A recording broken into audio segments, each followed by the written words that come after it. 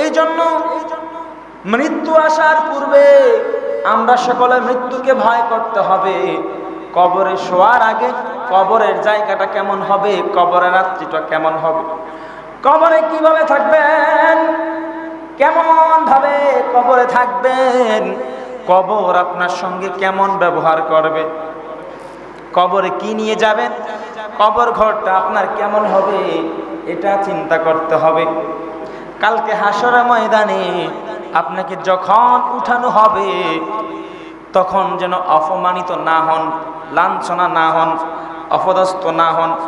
এখন সময় তওবা করে মালিকের গোলামি স্বীকার করা, রাসূল সাল্লাল্লাহু আলাইহি সাল্লামের দাসত্বর স্বীকার করা, ইত্তেবা করা, রসুলের ভালোবাসার মাধ্যমে আপনার ঈমান আমলকে পরিশুদ্ধ করা এখনের সময়। আল্লাহু আকবার। এখনের সময়। হয়তো আজকে দিনটা আপনার জন্য আখেরি দিন হয়ে যাইতে পারে, হয়তো আজকে এই সময়টা, এই জুমাটা আপনার জন্য জীবনের তরে শেষ জুমার নামাজ হয়ে যাইতে পারে। আল্লাহ পাক রব্বুল আলামিন কেমন দয়া, কেমন ক্ষমতা। আল্লাহ পাক রব্বুল আলামিন বলেন, আলিমুল গায়বি ওয়াশ শাহাদাতিল কাবীর ওয়াশ শাহাদাতিল কাবীরুল মুতাআল। আল্লাহ পাক রব্বুল আলামিন তিনি সকল গোপন ও প্রকাশ্য বিষয়ে অবগত, মহত্তম, সর্বোচ্চ মর্যাদাবান। সকল গোপন এবং প্রকাশ্য সকল কিছু সম্পর্কে রব্বুল আলামিন অবশ্যই অবগত রয়েছেন। সবচাইতে মর্যাদায় মর্যাদাবান, মহত্ববান। হুয়াল্লাযী ইউরিকুমুল বারকা খাউফান ওয়া তামাআন ওয়া ওয়ায়ুনশিস সামা ওয়ায়ুনশিউস সাহাবাস সিকাল। তিনি তোমাদেরকে বিদ্যুৎ দেখান, তিনি তোমাদেরকে বিদ্যুৎ দেখান ভয়ের জন্য।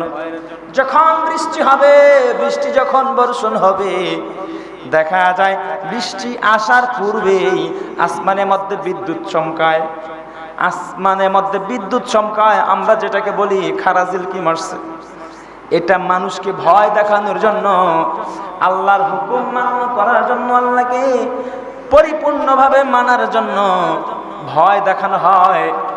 তোমরা তাকায়া দেখো, আসমানের মধ্যে তোমাদেরকে বিদ্যুৎ চমকায় দেখানো হচ্ছে। সকল কিছু সত্য, সকল গোপন কিছু সত্য, প্রকাশ্য কিছু সত্য। বৃষ্টি বর্ষণ হবে, গর্জন হচ্ছে এবং কি বজ্রপাত হয়, সকল কিছুই।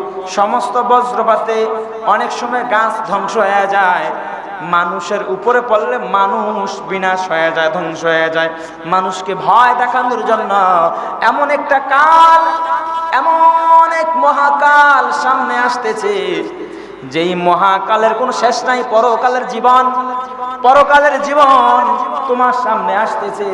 ক্ষণিকের সময়ের পিছনে তুমি কেন ঘুরছ? ক্ষণিকের সময়, ক্ষণিকের মোহ, ক্ষণিকের ভালোবাসা, ক্ষণিকের সম্পদ, অথচ স্থায়ী সম্পদ আপনার জন্য অপেক্ষায়, অপেক্ষামান। আপনার জন্য স্থায়ী সময়, স্থায়ী ধন সম্পদ সকল কিছু অপেক্ষা করতেছে, অথচ আপনি বর্তমান নিয়ে পড়ে আছেন। কিন্তু বর্তমানটা যদি এখন শেষ হয়ে যায়, পরকালটা আপনার কি অবস্থা হবে? আপনাকে কোথায় কাপনে কাপন পরানো হবে? কোথায় আপনাকে জানাজা দেওয়া হবে? কোন মাঠে আপনাকে জানাজা পড়ানো হবে? কোন ইমাম সাহেব আপনার জানাজার ইমামতি করবেন? মসজিদের খাটে, কোন মসজিদের খাটে আপনাকে উঠানো হবে? কোন গোরস্থানে আপনাকে কবর দেওয়া হবে? আপনার কবরের পাশে কে কে থাকবে?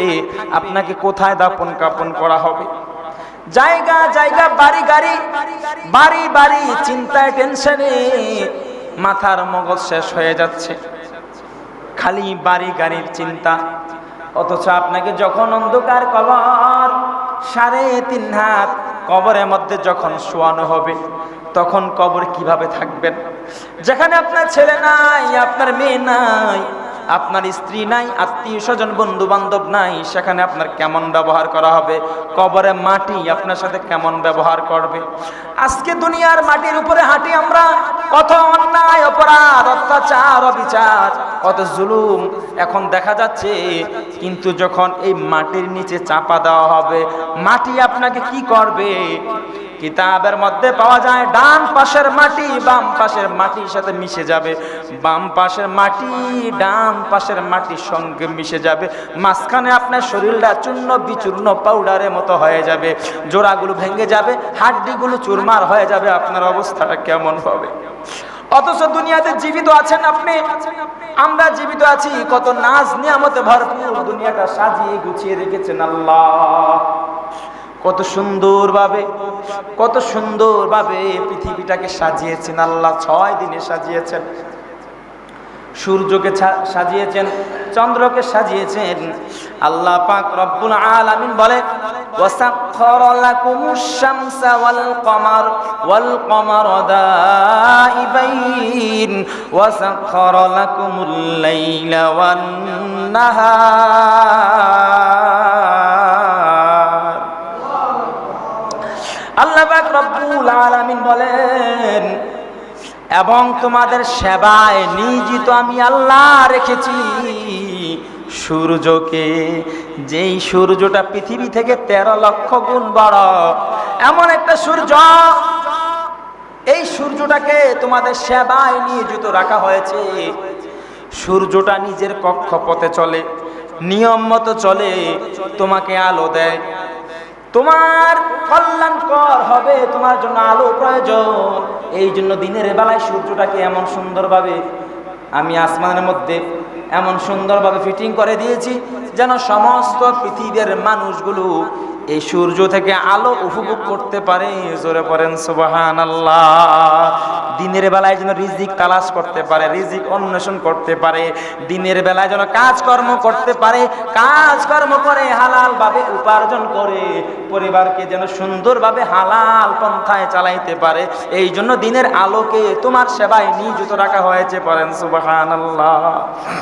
আল্লাহ পাক রব্বুল আলামিন বলেন ওয়াল কমারা দাইবাইন, এবং রাত্রি বেলায় আকাশের মধ্যে একটা চন্দ্র দেওয়া হয়েছে। রাত্রি বেলায় তোমরা যখন পথ চলাফেরা করবা, এই চাঁদের আলোতে জ্যোৎস্না দিবে, এই জ্যোৎস্নার আলোতে তোমরা সুন্দরভাবে পথ নির্ণয় করে চলাফেরা করবা, এক স্থান থেকে অপর স্থানে যাইবা, প্রয়োজন মিটাইবা। তোমাদের কল্যাণের জন্য রাত্রিতে আকাশে চাঁদ দেওয়া হয়েছে। আকাশে চাঁদ, এই চন্দ্রের আলোতে রাত্রিতে তোমরা চলাফেরাও করতে পারবা। জোরে পড়েন সুবহানাল্লাহ।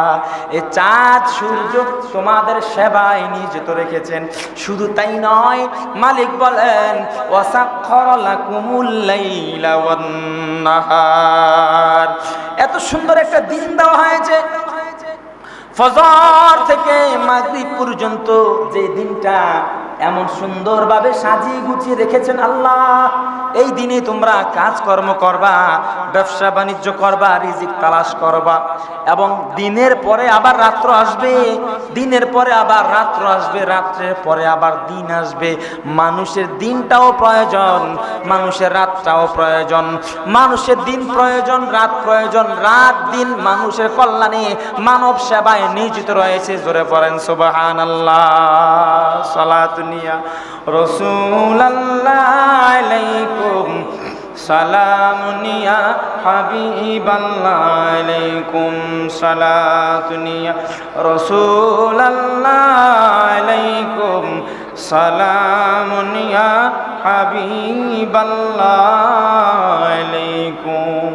আল্লাহ পাক রব্বুল আলামিন বলেন وهو الذي سخر البحر لتأكلوا منه لحما طريا وتستخرجوا منه حلية تلبسونها وترى الفلك مواخر فيه ولتبتغوا من فضله ولعلكم تشكرون। আল্লাহ পাক রব্বুল আলামিন বলেন, তিনি কাজে লাগিয়ে দিয়েছেন সমুদ্রকে, কত সুন্দরভাবে সমুদ্রকে কাজে লাগিয়ে দিয়েছেন, যাতে তা থেকে তোমরা তাজা মাংস খেতে পারো, মাছ ধরতে পারো, আহা তোমরা অন্বেষণ করতে পারো, মাছ ধরে মাছের তাজা মাংসগুলো তোমরা খেতে পারো। শুধু তাই নয়, এবং তা থেকে বের করতে পারো তোমাদের পরিধানের অলংকার, স্বর্ণ অলংকার, হীরা মানিক মুক্তা, গোপন ধন সম্পদ সমুদ্রের তলদেশ থেকে বাহির করবা। তোমাদের পরিধানের সমস্ত দামি দামি মূল্যবান পাথরগুলো যেন অন্বেষণ করতে পারো। শুধু তাই নয়, আল্লাহ পাক রব্বুল আলামিন বলেন, তুমি তাতে জলযান, তুমি তাকে জলযান সমূহকে পানি ছিঁড়ে চলতে দেখবে। সমুদ্রের নৌকা চলবে, লঞ্চ চলবে, স্টিমার চলবে, দেখতে পারবে তুমি পানি ছিঁড়ে ছিঁড়ে কি সুন্দরভাবে এক জায়গা থেকে অন্য জায়গা চলে যায়, কত সহজভাবে চলে যায়। এগুলো অবশ্যই চিন্তার বিষয়। এবং যাতে তোমরা আল্লাহর কৃপা অন্বেষণ করো এবং যাতে তার অনুগ্রহ স্বীকার করো। আল্লাহ পাক রব্বুল আলামিন কত নাজ নিয়ামত দিয়েছেন, কত নাজ নিয়ামত দিয়েছেন। তোমার সেবায় নিয়োজিত শুধু তুমি একমাত্র মানুষ। আল্লাহর গোলামির মাধ্যমে নিজের জীবনটা কাটিয়ে দিবা, আল্লাহর গোলামির মাধ্যমে নিজেকে নিয়োজিত রাখবা, রাসূল সাল্লাল্লাহু আলাইহি সাল্লামের ইত্তেবা করবা। পৃথিবীটা এমন সুন্দরভাবে সাজিয়েছেন। আল্লাহ পাক রব্বুল আলামিন বলেন, ওয়া আলকা ফিল আরদি রাওয়াসিয়া আন তামিদা বিকুম ওয়া আনহারা ওয়া সুবুলান লাআল্লাকুম তাহতাদুন। আল্লাহ পাক রব্বুল আলামিন বলেন, এবং তিনি পৃথিবীর উপর বোঝা রেখেছেন যে কখনো যেন তা তোমাদেরকে নিয়ে হেলে দুলে না পড়ে। অর্থাৎ পৃথিবীর উপরে পাহাড় সমূহকে পেরেক হিসেবে গ্রহণ করেছেন, মেরে দিয়েছেন। পৃথিবীটা যেন না নড়ে, নড়াচড়া যেন না করে, পৃথিবীটা যেন তোমাদেরকে কষ্ট না দেয়। এই জন্য পৃথিবীর মাঝে বিভিন্ন জায়গায় যেখানে যেখানে প্রয়োজন পাহাড়কে পেরেক হিসেবে ব্যবহার করা হয়েছে, তোমরা যেন সুন্দরভাবে চলাফেরা করতে পারো। জোরে বলেন সুবহানাল্লাহ। এবং নদী পথ তৈরি করেছেন যাতে তোমরা পথ প্রদর্শিত হও। আল্লাহর গোলামি করা, আল্লাহর গোলামির মাঝে নিজের জীবনটাকে কাটিয়ে দেওয়ার জন্য কত সুন্দর সুন্দর অনুগ্রহ করেছেন, নাজ নিয়ামত দিয়েছেন। সকল কিছু মানুষের কল্যাণে নিয়োজিত, সকল কিছু মানব সেবায় নিয়োজিত। এই জন্য আল্লাহ পাক রব্বুল আলামিন বলেছেন, নির্ধারিত সময়ে মৃত্যুবরণ করবা।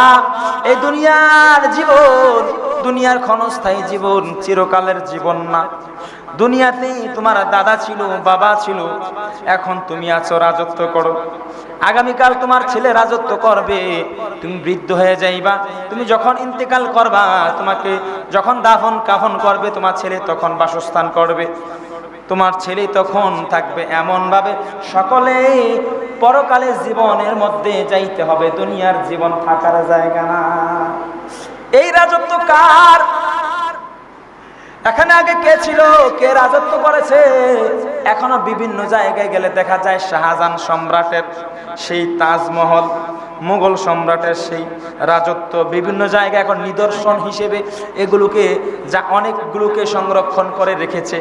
এই জন্য আল্লাহ পাক রব্বুল আলামিন বলেন, কুল সিরু ফিল আরদ, ও আমার সমস্ত মানুষেরা দুনিয়ার জমিনে তোমরা ভ্রমণ করো, সফর করো, এক জায়গা থেকে অন্য জায়গায় যাও। তোমরা দেখো কোথায় আমার সৃষ্টি, কেমন ভাবে, কত অপরূপ ভাবে সৃষ্টি করেছি আমি তোমাদের দেখার জন্য, বুঝার জন্য। আমার মহিমা, আমার ক্ষমতা কত বেশি। তুমি যদি উপরের দিকে তাকাও দেখতে পাইবা আসমানটাকে সুন্দরভাবে ছাদ হিসাবে আমি সাজিয়ে রেখেছি। জোরে পড়েন সুবহানাল্লাহ। ফুলে ফলে, গাছের ঢালে ঢালে, গাছের পাতায় বিভিন্ন বিভিন্ন রং, ফুলের বিভিন্ন বিভিন্ন রং। এমনও দেখা যায় একটা ফুলের ভিতরেই 7-8টা কালার দেখা যায়। এগুলি আল্লাহ ছাড়া দুনিয়ার কারো দেওয়ার ক্ষমতা নাই। পড়েন সুবহানাল্লাহ, পড়েন আল্লাহু আকবার। যা কিছু হয়ে থাকে সকল কিছু আল্লাহ পাকের হুকুমে, সকল কিছু আল্লাহ পাক রব্বুল আলামিন ঘটায়। সকল কিছু মালিকের হুকুমে চলে। চন্দ্র সূর্য মালিকের হুকুমে চলে। রাত্রি বেলায় এমন কোটি কোটি কোটি কোটি চন্দ্র দ্বারা আসমানকে সাজিয়ে রেখেছেন মানুষের সেবার জন্য। মানুষ যাতে চন্দ্র দেখে, মানুষ যাতে তারকা দেখে, পথ নির্ণয় করতে পারে, মানুষের কল্যাণে যেন এগুলো উপভোগ করতে পারে, এই জন্য পৃথিবীটাকে সুন্দরভাবে সাজিয়েছেন। আল্লাহর গোলামি স্বীকার করা, আল্লাহকে আল্লাহ বলে মানা, রাসূল সাল্লাল্লাহু আলাইহি সাল্লামের ইত্তেবা করা। এই জন্য আল্লাহ পাক রব্বুল আলামিন বলে, ও বান্দা, সময় থাকতে আমাকে অনুধাবন করো, মূল্যায়ন করো, সময় থাকতে তওবা করো। নবীর রাস্তায়, অলির রাস্তায়, যেই রাস্তায় অলিয়া উলিয়াগণ চলেছেন, পীর মাশায়েখগণ চলেছেন, সত্যবাদীগণ চলেছেন, সলিহিনগণ চলেছেন, সেই রাস্তা অবলম্বন করো। যেই রাস্তায় ফেরাউন চলেছে, নমরুদ চলেছে, সাদ্দাত চলেছে, সেই রাস্তা অবলম্বন করো না। অবশ্যই সেই রাস্তা শয়তানের রাস্তা। সেই রাস্তা যদি তোমরা চলাফেরা করো, অবশ্যই তোমার জন্য কঠিন থেকে কঠিন জাহান্নামের আযাব অপেক্ষা করতেছে। এই জন্য এখনো সময় নিজেকে পরিশুদ্ধ করার জন্য। আল্লাহর হুকুম ছাড়া কোনো কিছু হয় না, এবং নির্দিষ্ট সময় যখন ঘনিয়ে আসে, নির্দিষ্ট সময়ের মাঝেই মৃত্যুবরণ করতে হবে, নির্দিষ্ট সময়ের মাঝেই জন্মগ্রহণ হয়। ডাক্তার বলে 10 মাস 10 দিন, কিন্তু এমনও প্রমাণ আছে 8 মাসও বাচ্চা ডেলিভারি হয়ে গেছে, সহজ ডেলিভারি। পড়েন সুবহানাল্লাহ। 8 মাস 10 দিন, 8.5 মাস, অথবা 9 মাস, 9.5 মাস, 7.5 মাসও বাচ্চা ডেলিভারি হয়ে গেছে, সহজ ডেলিভারি। এটা আল্লাহর নিদর্শন। জোরে বলেন সুবহানাল্লাহ। আল্লাহ পাক রব্বুল আলামিন বলেন, মায়ের রেহেমে, মায়ের গর্ভে যে সন্তানটা আসতেছে, এটা ছেলে না মেয়ে, এটা বুঝার ক্ষমতা একমাত্র আমি আল্লাহর। পড়েন সুবহানাল্লাহ। ডাক্তার অনেক সময় বলে ছেলে হবে, দেখা যায় তারপরও মেয়ে হয়ে গেছে। কথা বলেন ঠিক কিনা? ডাক্তার অনেক সময় বলে মেয়ে হবে, তারপরও দেখা যায় ছেলে হয়েছে। কথা বলেন ঠিক কিনা?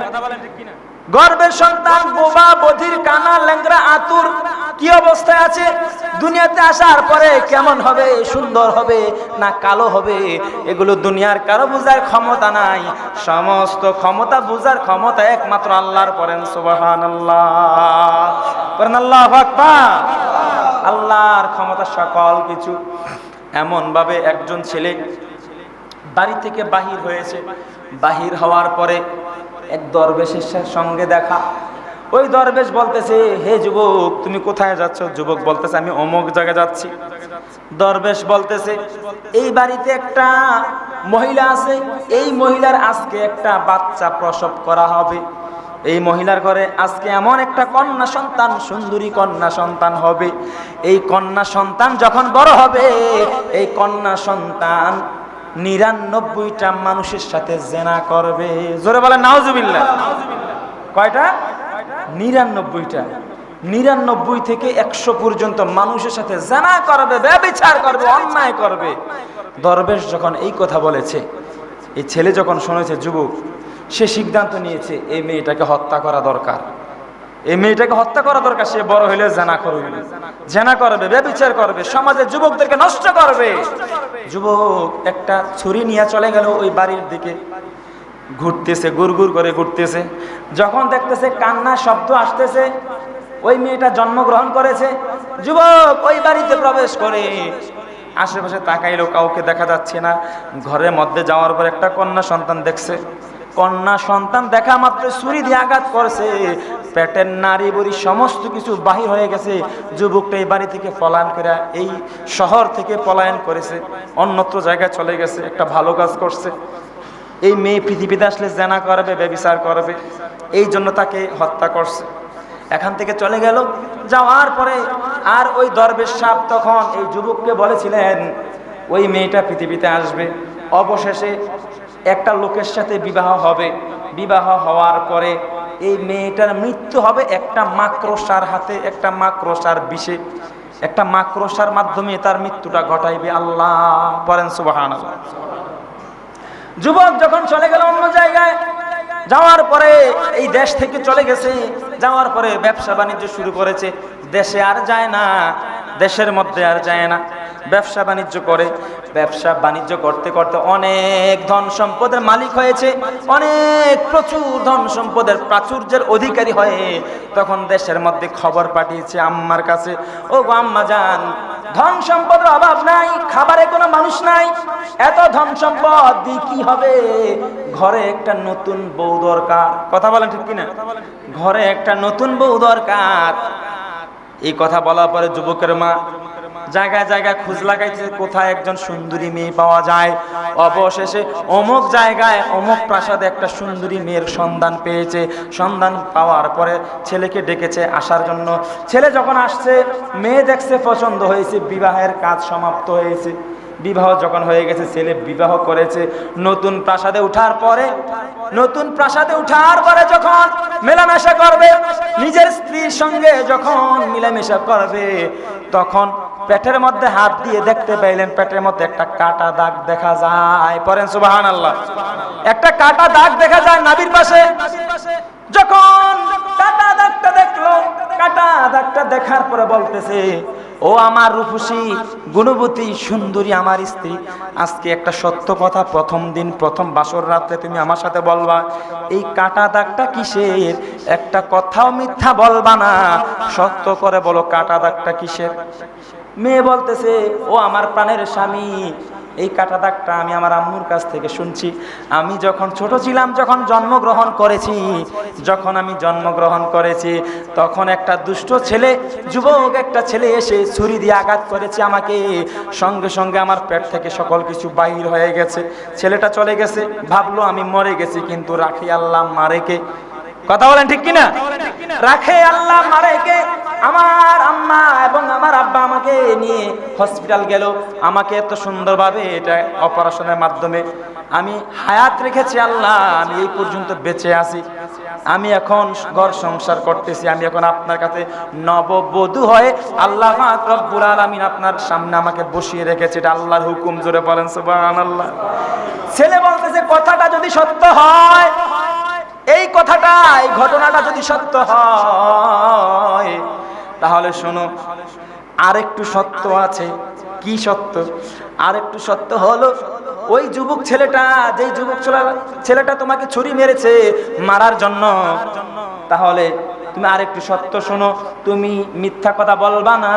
তুমি একজন নয়, দুইজন নয়, 100 জন পুরুষের সঙ্গে জেনা ব্যভিচার করছো কিনা? মেয়ে বলতেছে, আজকে প্রথম রাত্র আপনার সঙ্গে মিথ্যা কথা বলবো না। জীবনে যা ঘটে আল্লাহর হুকুমে ঘটে। আল্লাহর হুকুমে যেহেতু ঘটেছে ঘটনাগুলো, আমি সত্য সত্য বলবো। আমি 100 জন যুবকের সঙ্গে আমি জেনা ব্যভিচার করেছি। জোরে বলেন নাউজুবিল্লাহ। ওই ছেলে বলতেছে, তাহলে শোনো, আল্লাহর মহিমা, আল্লাহর হুকুম কেমন। তুমি যখন জন্মগ্রহণ করেছো, তার পূর্বে আমি একজন দরবেশ ওলির মাধ্যমে শুনেছি এই বাড়িতে একটি কন্যা সন্তান হবে। এই কন্যা সন্তান যখন বড় হবে, বড় হওয়ার পরে 100 পুরুষের সঙ্গে জেনা ব্যভিচার করবে। এই কথাটা শোনা মাত্র আমি সহ্য করতে পারলাম না। জেনা ব্যভিচার করবে, সমাজ নষ্ট করবে, রাষ্ট্র নষ্ট করবে। এই জন্য আমি নিজে ছুরি দিয়ে তোমাকে হত্যা করেছি, তোমাকে মেরে দিয়েছি। এই জন্য আমি চলে গেছি, কিন্তু আল্লাহ পাক তোমাকে বাঁচিয়ে রেখেছে। শুধু তাই নয়, আল্লাহ পাক রব্বুল আলামিন এটাও হুকুম করেছেন, ওই দরবেশ সাহেব আমাকে জানিয়ে দিয়েছেন, তোমার মৃত্যুটা অবশেষে বাসর রাত্রে অথবা যে কোনো সময় একটা মাকড়সার হাতে তোমার মৃত্যুটা হবে। জোরে বলেন সুবহানাল্লাহ। আল্লাহর মহিমা, আল্লাহর হুকুম কেমন, আল্লাহর হুকুম কেমন, আল্লাহর ক্ষমতা কেমন, একটু গভীরভাবে চিন্তা করে দেখেন। চিন্তা করলে বোঝা যায়। মেয়ে বলতেছে, আমার মৃত্যু একটা মাকড়সার হাতে হবে। আচ্ছা দেখা যাক, ক্ষুদ্র থেকে ক্ষুদ্র একটা মাকড়সা প্রাণী, তার হাতে আমার মৃত্যুটা কেমন ভাবে হবে। যা হওয়ার হয়ে গেছে, এখন চলেন আমরা আজকে রাতটা পার করি। ইতিমধ্যেই উপরের দিকে তাকায় দেখতেছে মশারি টাঙানো হয়েছে। এই মশারির উপরে ছোট্ট একটা মাকড়সা দেখা যায়, পিপিলিকার সমান ছোট একটা মাকড়সা। এই মাকড়সাটা দেখার পরে বলতেছে, যেহেতু আমার মৃত্যু মাকড়সার হাতে রাখা হয়েছে, সেহেতু আজ থেকে যত ছোটই মাকড়সা হোক না কেন, কোন মাকড়সাগুলোকে আমি আজ থেকে মেরে ফেলবো। আমাকে কিভাবে হত্যা করবে, আমি মাকড়সাগুলোকে মেরে ফেলবো। এই কথা বলে ওই মাকড়সাটাকে মশারি উপর থেকে নিচে পালাইছে। নিচে পালানোর পরে পাও দিয়ে একটা বাড়ি দিছে, আঘাত করছে, একটা মুরগি দিছে পাও দিয়ে, আমরা যেটাকে বলি। ফাও দিয়ে মুরগি দিয়ে যখন মাটির সঙ্গে ধসে ফেলছে, মিশিয়ে দিয়েছে, আর এই মাকড়সার বিষটা এই মেয়েটার ফায়ের মধ্যে ঢুকে গেছে। এই মাকড়সে সেই মাকড়স, এটার মধ্যে বিষ ছিল, এই বিষটা মেয়ের ফায়ের মধ্যে যখন ঢুকে গেছে, সঙ্গে সঙ্গে মেয়েটা মৃত্যুবরণ করেছে। এইটাই আল্লাহর নিদর্শন, জোরে পড়েন সুবহানাল্লাহ। এই জন্য আল্লাহ পাক রব্বুল আলামিন বলেন, কুল ইন্নাল মাউতাল্লাযী তাফিররুনা মিনহু ফাইন্নাহু মুলাকীকুম আইনামা তাকুনু ইউদরিকুমুল মাউতু ওয়ালাউ কুনতুম ফি বুরুজিম মুশাইয়াদাহ। জোরে বলেন সুবহানাল্লাহ। আল্লাহ পাক রব্বুল আলামিন বলেন, বলো যে মৃত্যু হইতে তোমরা পালন করতেছ, উহা নিশ্চয়ই নিশ্চয়ই তোমাদের সঙ্গে মুলাকাত করিবে। বাঁচার জন্য যত চেষ্টা করো না কেন, মৃত্যু অবশ্যই তোমার কাছে আসবে, ধরা একদিন দিতেই হবে। আজরাইল হাত থেকে তুমি কখনোই বাঁচতে পারবা না, যেখানেই থাকো না কেন। যদি সুকঠিন কেল্লার মধ্যে অবস্থান করো, সুকঠিন কেল্লার মধ্যে, সিন্ধুকের মধ্যে গ্লাস ফিটিং করে চতুর্পাশে দিয়ে গ্লাস যদি ফিটিং করো, একটা পিপিলিকাও যদি ঢুকার জন্য ছিদ্র না রাখো, সেখানেও আজরাইল তোমার সঙ্গে মুলাকাত করবে, মৃত্যুর স্বাদ গ্রহণ করতে হবে। পড়েন সুবহানাল্লাহ। সুকঠিন কেল্লার মধ্যে যদি অবস্থান করো, যেখানে পিপিলিকা ঢুকতে পারবে না, সেখানেও আজরাইল তোমার সঙ্গে নির্ধারিত সময়ে মুলাকাত করে তোমার প্রাণবায়ুটা নিয়ে ঊর্ধ্ব গগনে চলে যাবে। পড়েন সুবহানাল্লাহ। মৃত্যু থেকে বাঁচার কোনো ক্ষমতা আছে? মৃত্যু থেকে বাঁচার ক্ষমতা নাই। আজকে আমরা মৃত্যু থেকে বাঁচার চেষ্টা করি, হাজার হাজার টাকা আমরা নষ্ট করি। ডাক্তার কবিরাজকে দেখাই, কবিরাজকে দেই, ডাক্তারকে লক্ষ লক্ষ টাকা দেই, কবিরাজের কাছে বারবার যাই একটু বেঁচে থাকার জন্য, শান্তি পাওয়ার জন্য। যেখানে সেজদা দিয়ে আল্লাহ পাক রব্বুল আলামিনের নিকটে চাওয়া মাত্রই আল্লাহ পাক রব্বুল আলামিন দেওয়ার জন্য প্রস্তুত। আমরা আজকে লক্ষ লক্ষ টাকা খরচ করি একটু বেঁচে থাকার আশায়, অথচ আল্লাহ পাক রব্বুল আলামিন বলেন, ইন্নাস সালাতা তানহা আনিল ফাহশাই ওয়াল মুনকার। আল্লাহু আকবার। নিশ্চয়ই নামাজ এমন একটা ইবাদত, নামাজ যেই নামাজ মানুষকে অশ্লীল খারাপ কাজ থেকে বিরত রাখে। আর অশ্লীল খারাপ কাজ থেকে যারা বিরত থাকে, তারাই প্রকৃত শান্তির মধ্যে রয়েছে। কথা বলেন ঠিক কিনা? তারাই শান্তির মাঝে আছে। অশান্তির মাঝে তো তারা আছে যারা নামাজ পড়ে না, যারা মসজিদে আসে না, নামাজ পড়ে না, সুদে টাকা লাগায়, তারাই অশান্তির মাঝে আছে। ডাক্তার কবিরাজ দেখাইয়া কোনো লাভ নাই, শান্তি মতো ঘুম হবে না যদি ফজরের নামাজ আর এশার নামাজ ছেড়ে দেয়। কথা বলেন ঠিক কিনা? কথা বলেন ঠিক কিনা? যদি এশার নামাজ না পড়েন, ফজরের নামাজ না পড়েন, আর যদি ডাক্তারের কাছে গিয়ে বলেন আমাকে বড়িয়ে দেন, আমি রাত্রে ঘুমাইতে পারি না, আপনি নামাজ পড়েন না, এই জন্য শান্তির মতো ঘুমও হয় না, রহমত ঘর থেকে চলে যাচ্ছে, কারণ আপনার ঘরে নামাজ নাই, আপনার জীবনে নামাজ নাই। আল্লাহ পাক রব্বুল আলামিন হেদায়েতের তাইয়্যিবা দান করে, জোরে বলেন আমিন। এই জন্য বাজান আমার নির্ধারিত সময় আপনার সঙ্গে আজরাইল আলাইহিস সালাম দেখা করবে। নির্ধারিত সময় অপেক্ষা করেন। দুনিয়ার বাহাদুরি, দুনিয়ার তাকাব্বুরি, মাতাব্বুরি সকল কিছু সেকেন্ডের মধ্যে বিনাশ হয়ে যাবে। এখনো সময় আছে। আজকে জুমার দিন, শুক্রবার, আজকের উসিলা দিয়ে আমরা তওবা করে মালিকের দরবারে ক্ষমা চাইব। মালিক রব্বুল আলামিন যেন আমাদের জীবনের সমস্ত গুনাহগুলো যেন মাফ করে দেয়, পড়ি আমিন। ওয়া আখিরু দাওয়ানা আনিল হামদুলিল্লাহি রাব্বিল আলামিন ওয়া মা তাওফীকি ইল্লা বিল্লাহ। আসসালামু আলাইকুম ওয়া রাহমাতুল্লাহি ওয়া বারাকাতুহু।